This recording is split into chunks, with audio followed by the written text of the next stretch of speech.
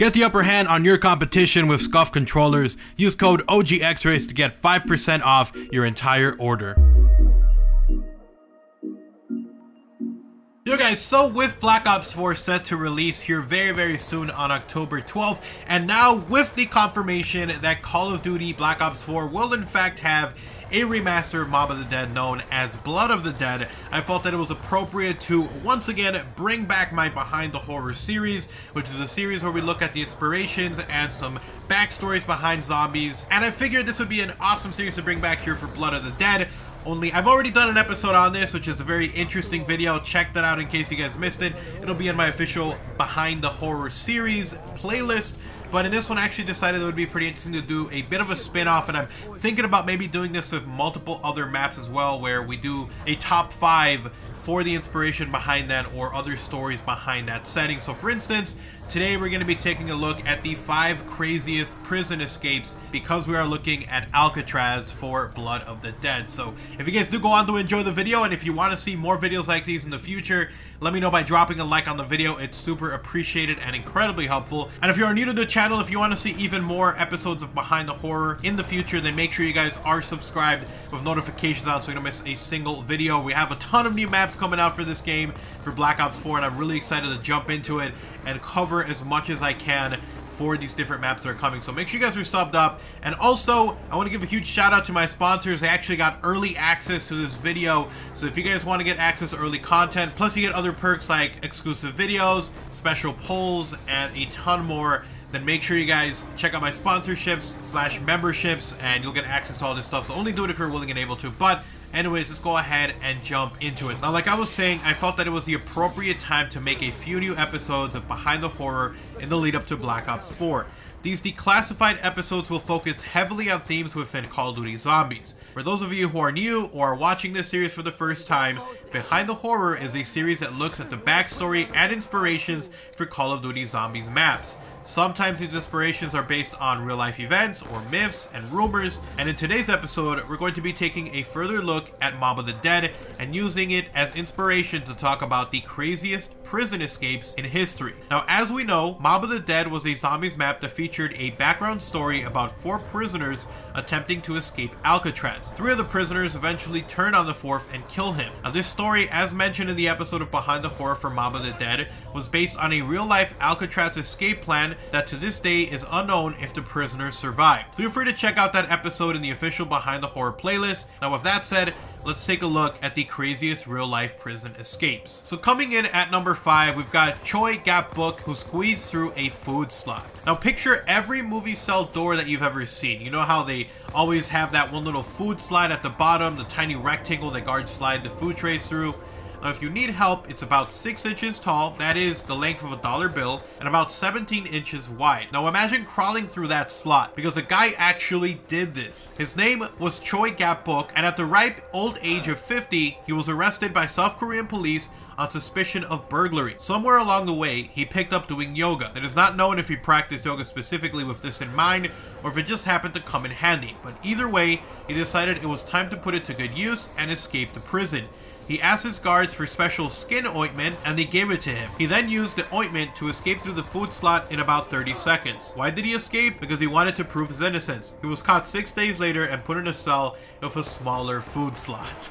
So that was Choi Gap-buk. He apparently wanted to prove his innocence, somehow made it through that very thin slot, and you gotta wonder, like, dude, that is insane how thin that food slot is, and this guy actually managed to squeeze himself through. That's pretty crazy. Alright, so coming in at number 4, we've got Jack Shephard becomes a prison escape celebrity. Now, if you were alive in the 18th century, in London, you'd know about Jack Shephard. A small-time thief, he became notorious for his awesome escapes. Crowds would actually go to his trials just hoping he'd dazzle them. Granted, he didn't have a window to drop out of, so he first smashed through his cell ceiling and then dropped his ropes of sheet over the prison's roof. Breaking ceiling is noisy work, so there was a crowd gathered when he hit the bottom. He quickly pulled a Bugs Bunny telling everyone he's over there, and then ran off with the cops in hot pursuit. So yeah, he was something of a showman. When he got caught again, he and his wife, Lion, were thrown in a cell together. They broke the bars off the window, and then pulled the bedsheet rope trick again and ran off. So when he was arrested again shortly thereafter, he was locked in a strong room, stuck in leg irons, and chained to the floor. The guards, not enjoying his wacky escapes, and by the way, they made them look like assholes, put him in even more chains. So this guy was the guy who invented basically the tying your bed sheets together and jumping out of windows to get out, which I think is kind of hilarious. This guy, pretty well known for it. Alright, so this next one is actually pretty hilarious, and I'm wondering how this even happened. Like, just common sense would say that this would not happen. But coming in at number 3, John Dillinger and the wooden gun. America's public enemy number 1 had been on a year-long crime spree across the Midwest, where he and his gang reportedly robbed a dozen or so banks as well as a few police stations, killing 10 men in the process. The audacity of his crimes had won him the national spotlight, as well as the scorn of every law enforcement officer in the nation. He was finally arrested in Tucson, Arizona in January 1934 and brought to Lake County Jail in Crown Point, Indiana on the charges that he killed a police officer during the robbery in 1933. The jail at the time was deemed escape-proof, but Dillinger was about to change that. On March 3rd, 1934, Dillinger, along with another inmate, allegedly used a fake gun carved out of wood and blackened with shoe polish to force his way out of the facility. Just for good measure, he used the sheriff's brand new V8 Ford as his escaped vehicle. "If I ever see John Dillinger, I'll shoot him with my own pistol," Crown Point Sheriff Lillian Hawley said, according to Time magazine. This is too ridiculous to talk about. Later that year, FBI agents shot Dillinger dead in Chicago. The escape is dramatized in Michael Mann's 2009 movie about Dillinger, Public Enemies, which was actually filmed inside the jailhouse that real Dillinger broke out of 75 years earlier, according to the slate. Alright, so coming in at number 2, we have Catch Me If You Can. Notorious conman Frank Abagnale escaped from the federal detention center in Atlanta, Georgia in 1971 by convincing the prisoner guards that he was a prison inspector and not a prisoner, according to the Telegraph.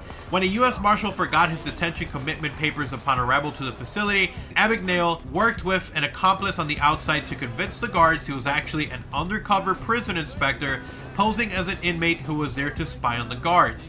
In 1971, prisons were being condemned by civil rights groups and investigated by congressional committees, and this is why those guys were actually willing to believe him. Over the course of several weeks, he built up his fake alibi until the guards trusted him enough to meet his accomplice outside the prison walls in a car. Needless to say, once Abagnale walked out of the prison, the guards never saw him again. Abagnale evaded authorities for 2 months before being arrested in Washington, D.C. He would then serve 4 years in Virginia before being paroled. Today, he advises the FBI on white-collar crime. So that's actually pretty hilarious. Honestly, also pretty shocking that Frank was only getting like 4 years extra and then paroled. Like, if you break out of prison, it feels like you would like get years added to your sentence. So it's actually, I don't know, maybe they were just being a little bit more, I don't know, lenient with him. I don't know. It's just strange. I feel like if you escape from prison, you'd probably get a ton more years added on top.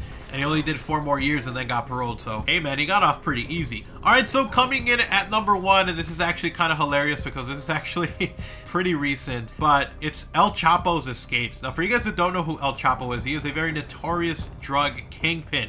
This guy moves a ton of drugs across the border. He's escaped multiple times from prison.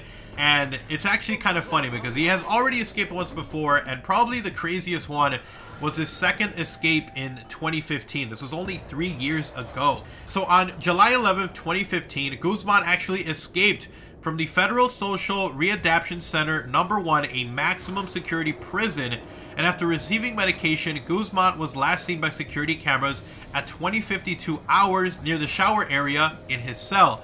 The shower area was the only part of the cell that was not visible through the security camera. After the guards did not see him for 25 minutes on surveillance video, personnel went looking for him.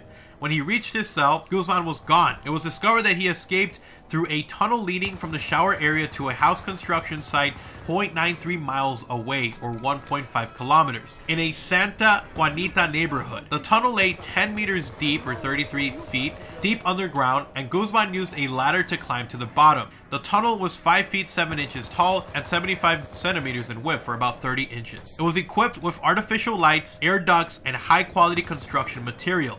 In addition, a motorcycle was found in the tunnel, which authorities think was used to transport materials and possibly Guzman himself. Although guards discovered that Guzman had escaped at 21:22 hours, a red alert, which locks on the prison and alerts nearby military garrison, was only activated at midnight. So he was actually gone for hours. Now, sadly, or should I say luckily, this guy was actually caught again later on, and he's actually in prison now. He has not been able to escape this time around. They're taking way more precautions with him, but man, that is actually pretty insane that he was able to escape his cell multiple times. But anyways, guys, that is the 5 craziest prison escapes in history.